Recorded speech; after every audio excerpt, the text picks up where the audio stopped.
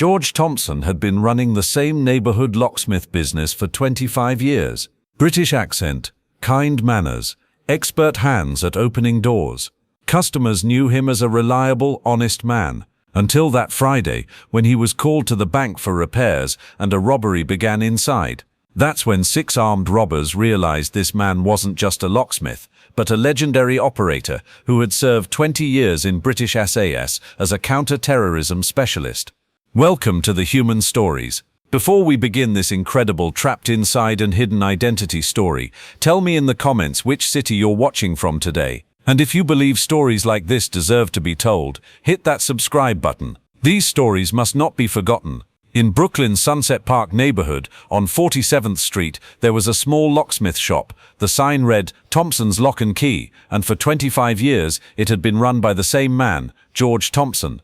George was 58 years old, medium height, grey-haired, always dressed neatly. With his distinct Manchester accent, kind manners, and friendly smile, the neighborhood loved him. "Good morning, mate," he'd say to every customer. "How can I help you today?" George's shop was the most trusted place in the neighborhood. Elderly people locked out of their homes, young people who lost their keys, families wanting to change locks. They all came to George. "George is the best," neighbor Mrs. Maria Rodriguez would say. "Honest, reliable, never overcharges." "That man is miraculous," Mr. Ahmed would say. "He can open the most complex locks." George's daily routine was simple. He'd open the shop at 8 a.m. and close at 6 p.m. He'd take a half-hour lunch break. He provided 24/7 service for emergencies. Behind the shop was his small workshop. Shelves full of locks, keys, security systems, everything organized, everything clean. George loved his work. Customers were curious about George's past. "When did you come from England?" they'd ask, and he'd say, "Long time ago, mate." He never gave details. "He's probably a former soldier,"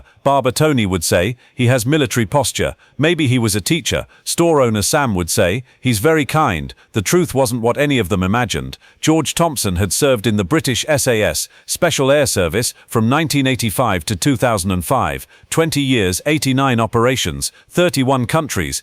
Known by the call sign Keymaster, he was a specialist in security and counter-terrorism, but in 2005 he had retired, moved to America, and became a locksmith. He had lived a quiet life for 25 years without telling anyone his true identity, until that Friday morning, George was copying keys in his shop. The phone rang. "Thompson's Lock and Key," George speaking. "Mr. Thompson, this is Michael Davis, security manager at First National Bank. We have an urgent problem." George put down his pen. "What's the problem?" "Our main vault lock has malfunctioned. There are customers inside. They can't get out. We need you here immediately." George looked at his watch. 10:30. "I'll be right there. Thank you. It's very urgent." George gathered his toolkit. Bank locks were complex, but he had experience. For 25 years, he had opened every type of lock. First National Bank was Brooklyn's largest bank. George had been there a few times before. He knew the security systems. When he arrived at the bank, it seemed normal. Customers waiting in line, employees doing their work. The security guard recognized George. "Mr. Thompson, thank God you're here. Where's the problem?" "In the vault." "This way." George followed security guard Frank. They went to the vault section. "What happened?" George asked. "Electronic system crashed. Vault door is locked shut. There are 3 customers inside." George examined the door. Heavy steel door, electronic pilage, mechanical lock system, complex but openable. "I need my tools," he said. "Let me get them from my van." Of course, George went outside and got his special tools from his van. When he returned, bank manager David Mitchell greeted him. "Mr. Thompson, the situation is very serious. The customers are panicking." "Don't worry," George said. "I'll open it." They entered the vault area. 3 people were waiting by the vault door, an elderly woman, a middle-aged man, a young woman. They all looked worried. "Excuse me," George said politely. "We'll get you out." He began working. He examined the electronic panel, tested the mechanical lock. The problem was clear. A power outage had locked the system. 15 minutes later, there was a click sound. The door opened. "All done," George said with a smile. The 3 people came out, relieved. "Thank you so much," the elderly woman said. "No problem, love." But as George was leaving, he noticed something. The bank manager and security guard were acting strange, too tense, too careful, and most importantly, there were 2 more men at the bank's rear exit. They were trying not to be seen, but George noticed them with his 20 years of SAS experience. This wasn't a normal bank operation. George acted carefully while collecting his tools. His 20-year instinct was setting off alarms. The bank manager's movements, the security guard's positioning, the men at the back door, everything was wrong. "How will you handle payment?" he asked.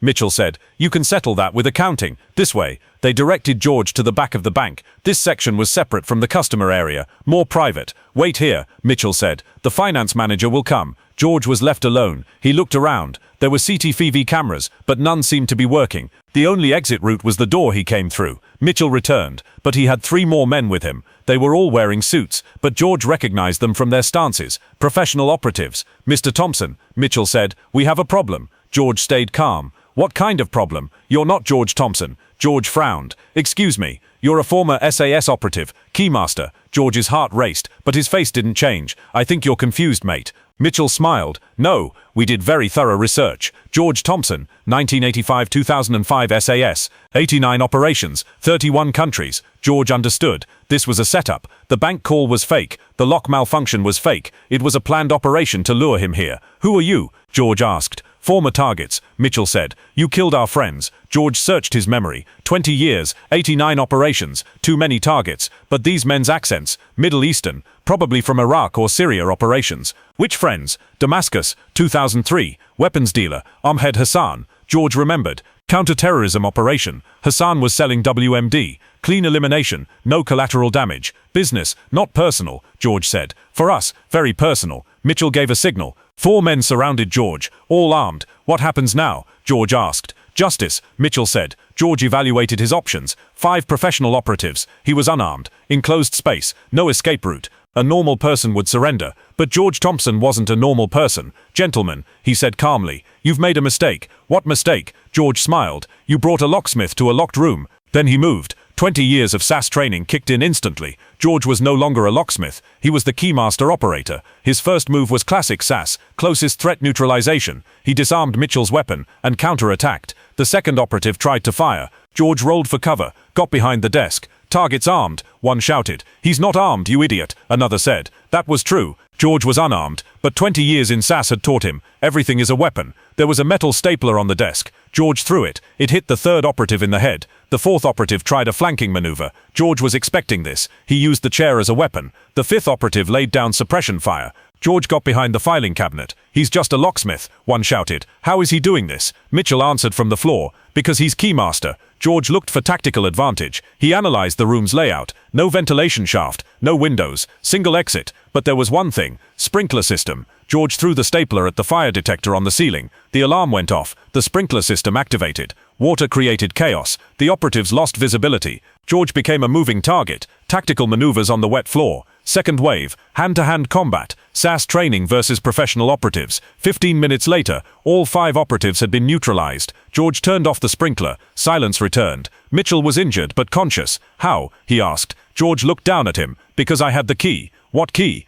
George smiled. "Key to survival. Never forget who you are." "Emergency services. What's your emergency?" "This is George Thompson. Armed break-in at First National Bank, Brooklyn. 5 suspects subdued. Requesting police response." "Sir, are you injured?" "Negative. Suspects need medical attention. Units are en route." George went to the front of the bank. He saw the real bank staff, tied up, duct tape over their mouths. It had been a real hostage situation. He released them. "Everyone okay?" Real manager Sarah Chen was out of breath. "Who are you?" "Locksmith," George said. "Called for vault repair. There was no vault problem." "I know. Set up." Police arrived 8 minutes later. FBI arrived 20 minutes later. Agent Williams took over the investigation. "Mr. Thompson, can you explain what happened?" "I received a call for vault repair. When I arrived, these men attempted robbery. I defended myself. 5 armed professionals. Lucky, I suppose." Agent Williams was skeptical. "Mr. Thompson, we'll run a background check." Of course, George knew. Official records only showed George Thompson, locksmith, U.S. citizen. SAS files were classified, erased, non-existent. 2 hours later, George returned to his shop. The phone was ringing. Thompson's lock and key. "George, Mrs. Rodriguez, heard about the bank incident. You okay?" "Fine, love. Just wrong place, wrong time. Thank God you're safe." George hung up the phone. Neighborhood news was spreading quickly. Hours later, customers started coming. Everyone was showing concern. "George, what happened?" Barbatoni asked. "Bank robbery attempt. I was there for repair. Got caught up. Scared." George smiled. "Bit nervous, mate." He wasn't telling the truth. For the first time in 20 years, he had been in action. Adrenaline rush, tactical thinking, combat instincts. It had all come back. And he realized, retirement doesn't mean skills disappear. In the evening, as he was closing the shop, the phone rang. "Mr. Thompson, speaking. This is Director Harrison, CIA. We need to talk." George paused. "Wrong number, mate. Keymaster, we know who you are. Long silence. What do you want? Coffee. Tomorrow. Discuss opportunities. I'm retired. Retirement's boring. And today proved you're still operational. George sighed. 25 years of quiet life. But today proved some people never really retire. Where? I'll be there. The next morning, George went to the cafe. Director Harrison was waiting. He looked experienced. In his 50s. George Thompson, legendary Keymaster. Former, George said. Today suggests otherwise. One-time thing. Harrison smiled. George, the world needs people like you. Threats are evolving. Technology is changing. But the fundamentals are the same. Good people versus bad people. George stirred his coffee. I like my quiet life. I know. But quiet life becomes boring when you're built for action. George thought. 25 years of locksmithing. Nice, peaceful, safe. But today felt alive. What kind of opportunities? Consulting, training, occasional field work, low-key, high impact, part-time, keep your locksmith business. That's perfect cover. George smiled. Ironic. Man who unlocks things for a living, asked to unlock different kind of problems. Exactly. George extended his hand. When do I start? Harrison shook it. You already did. Yesterday. George Thompson, locksmith, Keymaster, SAS legend, now consultant, same man, evolved story. In Brooklyn, Thompson's lock and key is still open. George still says good morning mate to customers, still opens locks, copies keys, but now he also solves different kinds of problems, classified problems, international problems, because some people never really retire, they just find new locks to unlock. And George Thompson is the master of all locks, mechanical, electronic, and human. Have you ever encountered someone like this? Someone who appeared normal, but had an extraordinary past? Share in the comments, because at The Human Stories, we believe that real heroes hide in everyday jobs. If you liked this story, subscribe and share. Stories of people like George Thompson deserve to be heard. See you in the next story. Until then, next time you call a locksmith, remember, they might unlock more than just doors.